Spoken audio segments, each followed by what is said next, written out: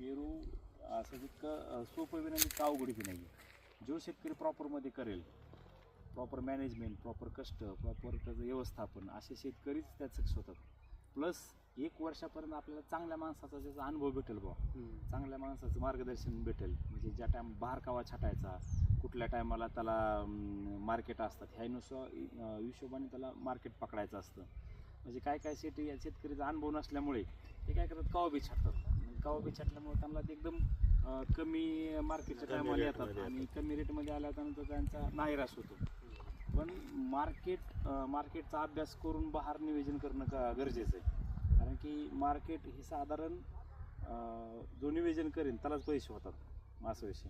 मग काय काय शेतकरी जर त्याचं नियोजन नाही करतात, ते काय पावसात जेव्हा मार्केट जर आपल्याला पाहिजे असेल तर आपण एक तर पावसाच्या आधी 2 महिने भाग धरणं गरजेचं आहे, नाही तर एकदा पावसाच्या नंतर 2 महिने माल धरणं गरजेचं आहे. त्याच्यामध्ये तुम्हाला कंटिन्यू 100% पैसे होणार म्हणजे होणार. जो शेतकरी पावसाळ्यात जेव्हा बहार धरेल अशा शेतकऱ्यांचं मार्केट खूप कमी असतं आणि मग त्यांना त्याचे पैसे बी खूप कमी होतात.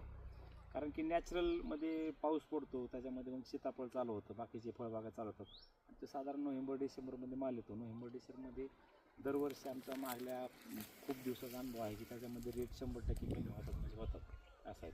तुमचा 30 रुपये 20 रुपये रेट होता. जानेवारी महिना जसा लागला तसा आतापर्यंत 60 ते 55च्या खाली रेटच नाही.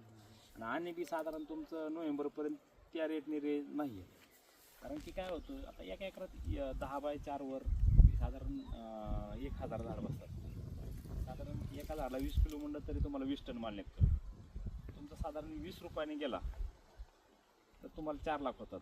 जर 40 निघाला तर तुमचे 8 लाख होतात आणि 8 लाखामध्ये तुम्हाला त्याचे 2 लाख रुपये तुम्ही खर्चाचे धरा. आता साधारण फॉर्मिंग आहे, कॅरी बॅग आहे, त्याला शेणखत आहे, वरखत आहे, त्याला छाटणी आहे, लेबर चार्जेस आहे, या सगळ्या गोष्टी त्याला लागतात असं आहे.